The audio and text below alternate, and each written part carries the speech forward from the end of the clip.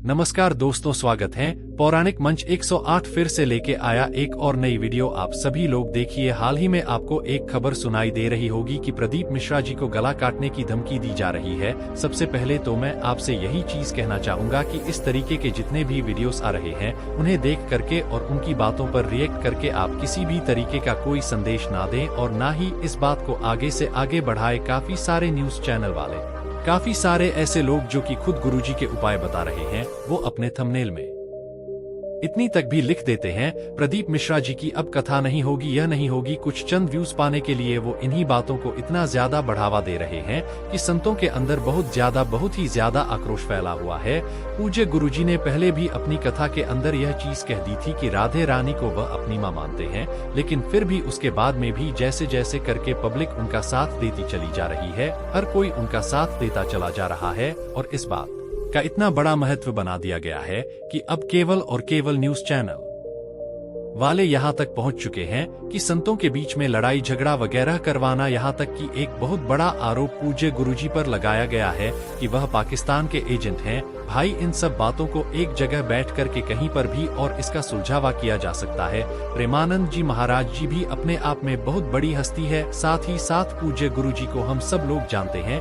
दोनों ही हमारे लिए पूजनीय हैं और दोनों के लिए ही समस्याएं काफी ज्यादा उठी हुई है। प्रदीप मिश्रा जी ने जो भी कथा के अंदर बताया, उन्होंने जो भी राधे रानी पर बयान दिया, उसके बीच में क्या संदर्भ है, क्या प्रेमानंद जी को उनसे प्रॉब्लम है, तो वह बैठ करके सुलझा सकते हैं।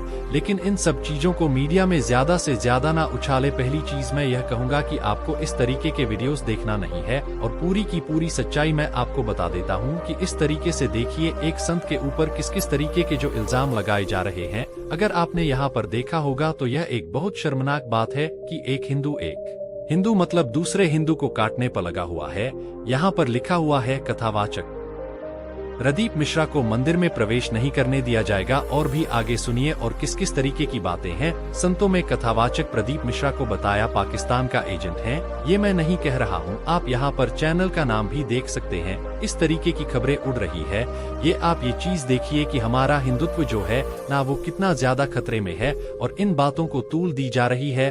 भाई, इन सब चीजों को, बातों को खत्म करो। इन सब की अगर हम लोग वीडियोस देखना बंद कर देंगे ना, इनसे रिलेटेड कुछ भी वीडियोस देखना बंद कर देंगे, न्यूज चैनल वाले इसके ऊपर वीडियो कभी बनाएंगे ही नहीं। इस चीज का ख्याल रखना, ठीक है।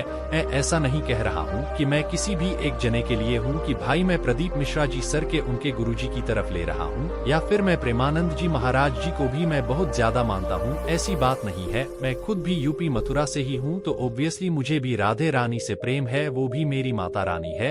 लेकिन मैं इस तरीके की जो लड़ाइयाँ हो रही है अभी संतों के बीच में, जो कि हमें इतने अच्छे ज्ञान देते हैं और उनके ज्ञान के रास्ते पर चलकर के काफी सारे लोग सफल भी हुए हैं, यह भी चीज मत भूलिए। बहुत सारे लोग इन सब चीजों को भूल करके ऐसे कमेंट्स दे देते हैं कि अगर 7 दिन में अंदर माफी नहीं मांगी तो ब्रज में नहीं घुसने देंगे। ये है क्या है, और भी आगे सुनिए और क्या क्या चीजें बताई गई है। पंडित प्रदीप जी मिश्रा 7 दिन के अंदर नाक रगड़ के माफी मांगे, तो भाई आप किसी भी एक पूजनीय व्यक्ति के लिए इस तरीके की बातें कैसे कर सकते हैं। पहली चीज ये है ना, और इस तरीके की बातें मैं गारंटी से कह सकता हूं कि प्रेमानंद जी महाराज जी ने ऐसा नहीं कहा होगा। उन्होंने भी अपने शब्दों पर इतना तो विराम दिया गया होगा कि सामने वाली भी हस्ती क्या है। मैं गारंटीड कह सकता हूं कोई समझदार आदमी इस तरीके से नहीं कर सकता। लेकिन जिस तरीके से न्यूज चैनल वाले बता रहे हैं ना, ये एक तरीके से हिंसा को भड़काया जा रहा है। इसको चीज को ध्यान से समझो, परखो और उसी तरीके से अपना रिएक्ट दो। किसी के लिए भी आप अपने मन में इस तरीके की ख्यालात मत लेकर के आओ कि यह आदमी ऐसा है या ये आदमी ऐसा है, हम इनको मानते हैं तो वो बुरे हैं, वो मानते हैं तो ये बुरे हैं। आप ये भी चीज प्रदीप मिश्रा जी की ध्यान में रखिएगा कि वो हमेशा जब भी अपनी कथा में बैठते हैं ना, तो वो नारायण को भी बोलते हैं। और नारायण कौन है यह आप सब लोग जानते हैं। तो इस तरीके की बातों का महत्व नहीं है।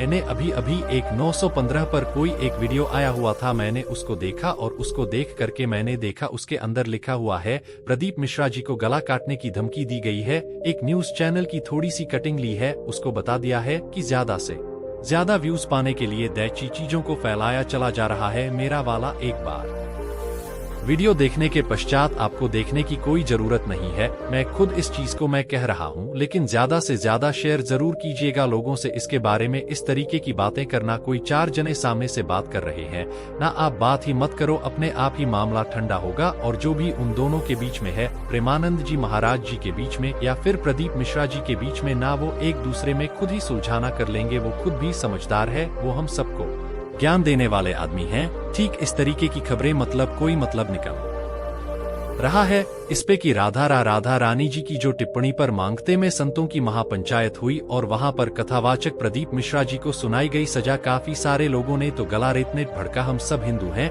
एक साथ मिल करके रहो, मिल बांट करके रहो। महादेव जी के भी भक्त हैं, राधे रानी जी के भी भक्त हैं, लेकिन उनको दोनों को अलग अलग मत करो। बहुत बड़ी बात है कि आप इन दोनों को ही, आप भगवान को ही अलग कर रहे हो। इस सब चीजों को तो सोचो, ऐसा करने की कोई जरूरत नहीं है। इस तरीके की पोस्ट वगैरह डाल करके यह सिर्फ और सिर्फ हिंदुत्व को भड़काने की कोशिश कर रहे हैं। और इसी वाले पॉइंट के लिए ही तो ऐसे लोग ढूंढते हैं कि भाई कोई पॉइंट मिले हमें, ताकि हम कोई ऐसा वाक्य बना दे कि हिंदू को हिंदू से लड़ा दे। प्रेमानंद जी महाराज जी ने भी अपनी एक कथा के अंदर केवल थोड़ा सा बोल करके रह गए थे है ना, प्रदीप मिश्रा जी ने भी उसके जवाब दिया। उन्होंने भी बोला राधे रानी मेरी माँ है। यहाँ तक कि अगर प्रेमानंद जी महाराज उन्हें फोन करके बोलते तो मैं उनका दास बन करके जाता, उनसे नाक रगड़ के माफी मांगता, तब बात ही वहीं खत्म हो गई थी। तो इस तरीके की भाई ऐसे वीडियोस पहली बात तो बनाना बंद कर दीजिए, वरना इनके पीछे हम लोग भी कार्रवाई कर सकते हैं है ना। इस तरीके के थंबनेल बना करके लोगों को रिझा करके, ताकि ज्यादा से ज्यादा व्यूज आए। और साथ ही साथ में क्या करें, अरे एक बार के लिए कर दो, लेकिन आप एक ऐसे अच्छे इंसान के ऊपर इस तरीके की कीचड़ तो मत उछालिए। कम से कम जिनके नाम पर आप कमा रहे हो, कम से कम लिखने में तो शर्म आती है। मैंने भी अपने थंबनेल में पहली लाइन एक जरूरी संदेश जो कि किस लाइन के ऊपर मैंने लिखा है कि यह वाली जो लाइन लिखी जा रही है कि गला के काटने की रेतनेट को मत फैलाओ ज्यादा, क्योंकि लोग बागों की आदत है कि इन बातों का तूल बना लेना। ठीक है, पहला काम तो यह है। दूसरा, उसके अंदर लिखा हुआ है अब कथा नहीं होगी। अब क्या होगा जानिए संपूर्ण जानकारी। अरे भाई क्या नहीं होगी, कथा होगी। साफ लिखा मैंने अपने में कथा होगी। और पूज्य गुरुजी ने अभी का 2 या 3 घंटे पहले ही एक ये पोस्ट है ना, जो गुरुजी के चैनल पर पड़ी हुई है। 30 जून से 6 जुलाई के बीच में यहाँ पर होने वाली है कथा। मैं आपको पूरा पता भी बता देता हूँ है ना। बैन जो किया गया है उन सब बातों का तूल बिला करके किया जा रहा है। ऐसे लड़ाइयाँ झगड़े मत करवाइए। मैं फिर से बात कर रहा हूँ, गुरुदेव जी के भी चरणों पर बहुत बड़ी सिद्धि है पहली चीज। और प्रेमानंद जी महाराज जी भी मेरे लिए बहुत ज्यादा पूजनीय है। इन दोनों की लड़ाई झगड़े मत करवाइए, हिंदू को हिंदू में मत बांट। बस मेरा इतना सा संदेश है। वीडियो पसंद आया हो तो ज्यादा से ज्यादा शेयर कीजिएगा, लाइक कीजिएगा, ताकि लोगों तक पहुँचे और इस तरीके के वीडियो देखना बंद करे। पहली चीज, अगर वीडियो देखना इस टॉपिक पर बंद कर दिया ना, तो मैं यह चीज कह रहा हूँ कि न्यूज चैनल वाले भी इस तरीके की बातों को ज्यादा फैलाएंगे नहीं, वरना यह वाला मुद्दा और भी ज्यादा बढ़ता चला जाएगा। बैठ करके उन संतों को साथ में बात करनी चाहिए। आपकी क्या राय है वह सब चीजें बता दीजिएगा, लेकिन कोई सी भी ऐसी प्रतिक्रिया मत कीजिएगा। जय बाबा भोलेनाथ।